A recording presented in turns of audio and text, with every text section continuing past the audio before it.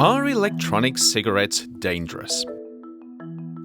At this point, the public health expert in me is screaming, "Of course, you idiot! Do you know nothing?" Certainly, there are very real fears that these sleek electronic tubes are hooking a new generation of kids on nicotine, and that this drug should not be considered safe and socially acceptable in any form. But, as with most things, reality is a little more complex.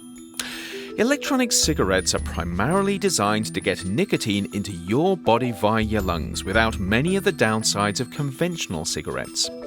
The beauty of the system is that you retain the physical experience of smoking, or vaping as it's called in this case, but without the actual smoke.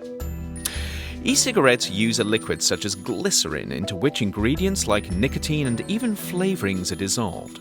When you take a puff, this liquid is vaporized on a hot wire and forms a cloud of fine particles that, when inhaled, penetrate deep into your lungs.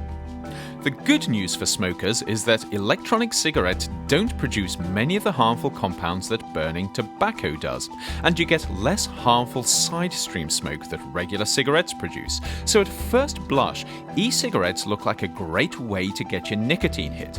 They might even possibly help some people kick the smoking habit, although the jury is still out on that one. But vaping on an e-cigarette still means pumping your bloodstream full of a toxic substance. Nicotine is addictive, it's toxic at high doses, and it has a whole range of effects at lower doses that may not be good for you.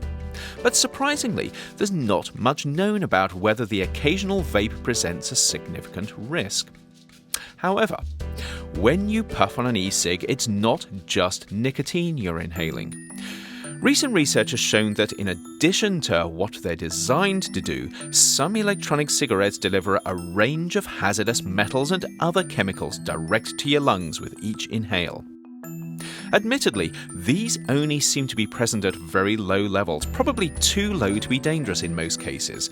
But without regulations on e-cig performance and use, this may not always be the case.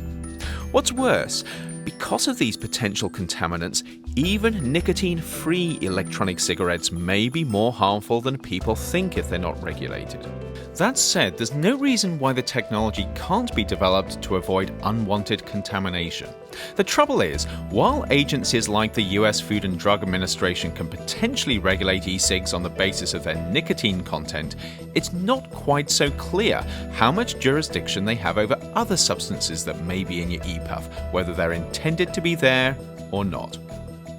If you have any thoughts on electronic cigarettes and their regulation, please join the conversation in the comments. And remember to check out the additional resources in the blurb below.